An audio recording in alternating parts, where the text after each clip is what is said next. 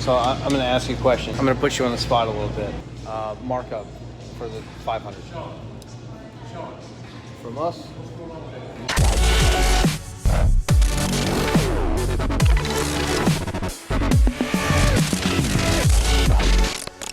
2019, the GT350s have had a few changes, a few minor changes, but are they significant enough to hold relevancy over the upcoming 2020 GT500? Well, today we're going to go explore one and find out. Yeah, good old Jenkins and we here we come. We're here. I miss that color, the competition orange. Yeah, the comp orange, I love it. Let's take a look. I got a green one. Ooh. Look, the green. If you haven't seen the green in person, like, it is absolutely beautiful. That's the color I want. Let's take this window down. It is so gorgeous. I don't hate the stripe on it. I mean, I'd probably remove it, but I don't like how the stripe is. I like the green. I love it. All right, we're gonna trade mine in for a green one. It's gonna be my car. Oh. Not yours. You have yours. We're gonna get me one. They're kind of light on inventory. They are. All right. Let's California see. special. But all right, here we go. Yeah, the orange. I had a 2016 comp orange, and I love the color. Love the color. Oh, look at you, got those nice wheels on it. If you are subscribed to my channel and you're watching this and this is your car, very clean. I love it. This dude, man, he ordered it, and he's a civilian contractor. Yeah. And his loan was like for a certain amount of time. He had his check for a certain. Oh, he missed the deal. Man, it was just so it just kept, man, and it took them a little bit longer for it to come in. Because it's a 19 GT350. All right, guys, we're gonna take a look and spin the camera. We're gonna look at this thing. Here we go. Oh my gosh, it looks so good.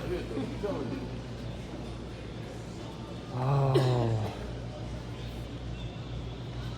2019. So GT350s have been out since 2016. You guys know that, but there are some significant changes, not just little ones, significant changes to the 19 model that we're going to point out.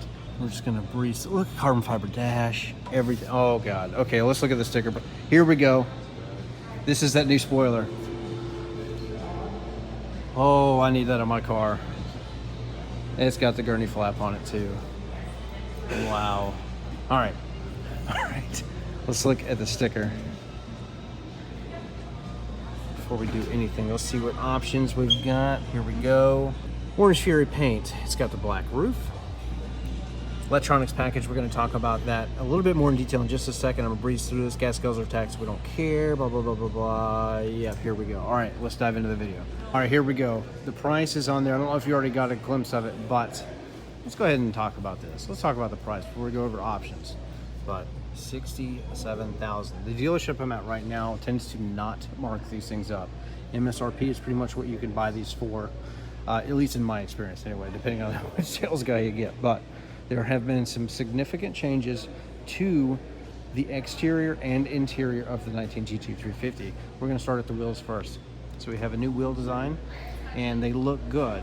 So what's different is Pilot Sport Cup 2 tires on a regular 350. This is not the R version, remember that. And you can see that they're pretty much like a racing slip, good for track days, all of that stuff. But I love the new design of the wheels. And if you pay attention closely, because a lot of you guys might actually have missed this in the pictures, if you don't know, is before 2016 to 2018, they had different rotors. Remember, they looked different. They were cross-drilled, I believe they were. But these are flat. And what they did was they put this car, are you gonna get in this floor? They had guys, since these things have come out, had real racetrack drivers put these things on the track and give a lot of feedback. And what they have determined is the cross-drilled slotted rotors were actually not necessary. So they went back to a regular flat rotor design. And what that also does is give some longevity to the actual pads themselves. Oh, look at this. Oh, we can't look at the interior yet. We gotta finish the exterior. Oh my God. Okay, now for the engine, 429 pound-feet of torque, 526 horsepower. Nothing new for the engine, but we have a little bit more aero. Different than the last year's is this grille. Now, it may look a little bit similar to the outgoing years, but this area here is actually smaller.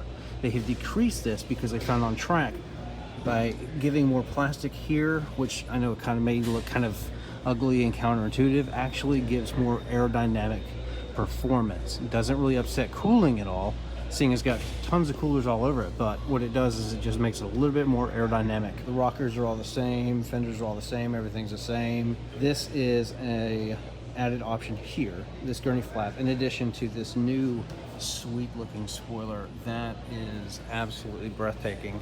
To see it in person is fantastic. I want it. Now you notice here too, these stripes don't have white. Remember, they used to be white, and if you got like an R model, they were red on the pinstriping.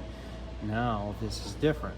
This is like a, it's kind of weird on camera, but it's like a just a regular gunmetal color. Just make sure we're not missing out on anything before we move on to the interior. So I'm going to ask you a question. I'm going to put you on the spot a little bit. Okay. And this might actually help you in your benefit. This is Sean Allen, so come check him out if you want to buy a Mustang.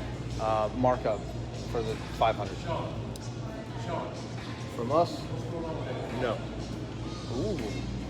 not from us. Ooh, no markup. 2020 Shelby Gt500. Jenkins and Wing, come get them.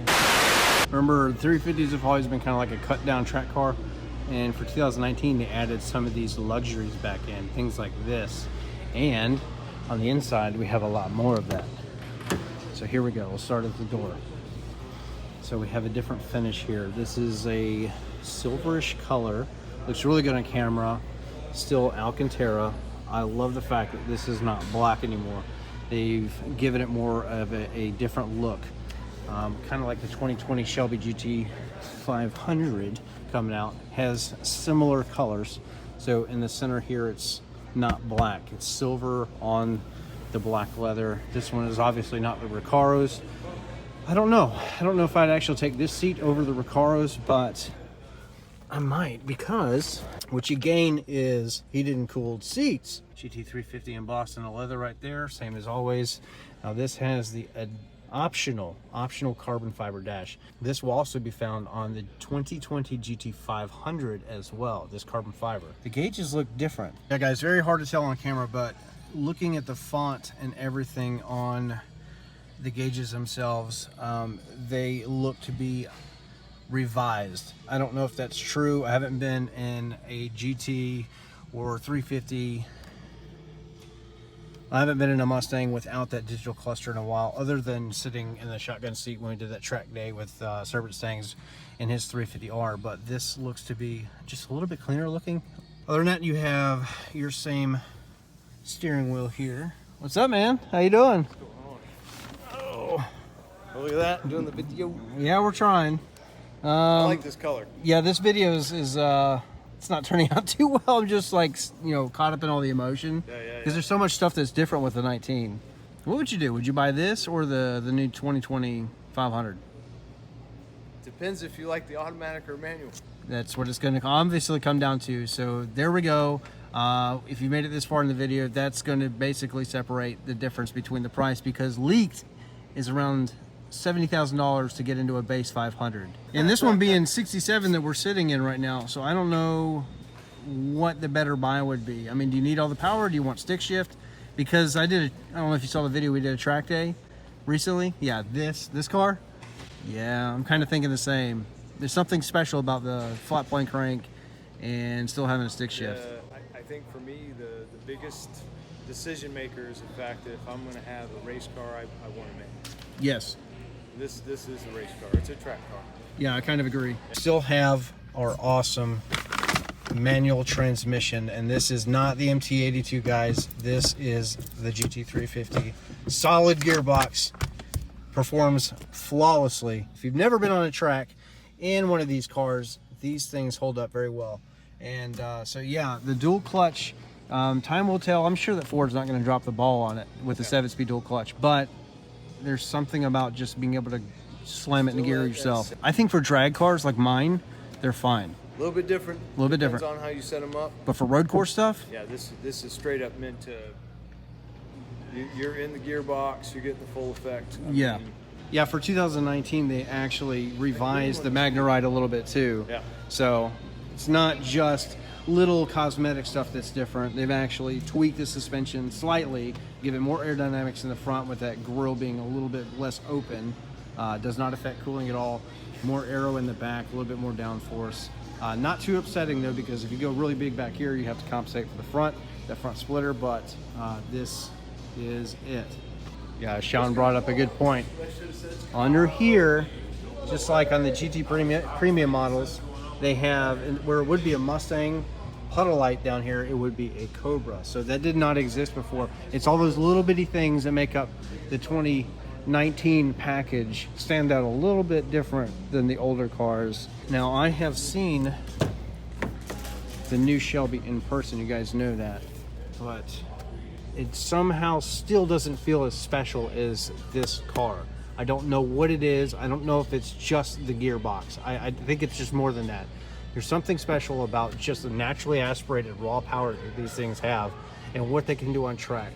Yes, this car may actually underperform compared to the Shelby, but is that going to be worth it to you? Because, I mean, 90% of these spend their life on their streets and not necessarily on a track. But I will argue the fact that if you've never done a track day in a GT350 or a GT350R, that is a bucket list thing. You need to do it. I've had some experience with it. It is amazing. It will scare you and honestly give you a whole new respect for what these cars are capable of. All right, I'm gonna put you back on the spot a little bit. What were you just telling me? No markup, but as far as a unit to order, it's going to wind up being an order unit. On the 500. Yeah. Okay, and that is here. We do have one coming. Uh-oh. This one's more or less auction. Uh-oh. So it's going to get, there'll be best bid, so. But I mean, everybody is so scared of the markup because it's going to be $20,000, $25,000 plus. For sure. Yep. But as far as my understanding with this company here, they've never done a markup on a vehicle. Right. And they never plan to. so it's just allocation order based, and then the price is Same on the thing. sticker, and the price is what they're going to pay. Yep. But $67 is what you would pay for this car, no markup. A lot of states don't do that, and it's a shame. But anyway, if you want this car, Needs a home. Come on. it needs to be in my garage. I'd leave this as is, though. This Yeah. one, You don't need to do anything with No. these. We didn't talk about this yet. We skipped over it, and that was the new B&O audio system, Bliss with cross traffic alert, all of that, $2,000 electronics package. But that was something that was kind of missing from the 16 through 18 cars, was some of that luxury, because it's kind of like me, is I want a special car, right? But I like the tech. Now the only thing for me that's killing it is it doesn't have the digital dash. But is that a deal breaker? No. Memory seating. I love the carbon fiber B&O audio system there. I know this video is back and forth all over the place, but it's my emotions that are, this is completely an unscheduled video. Something else that's different too is we have now the leather stitched center console here that was exclusive for the 18 and 19s if you went up to like that premium trim level there. Very nice features. Everything is just completely redone. Carbon fiber. It's a solid package now. Not that it wasn't before, but now it's just a little bit over the top. I love it. I absolutely love it. I need to get out of this dealership before I ended up buying it. Yeah, I don't know if I can afford. She won't let me. Can we buy it? No. Damn.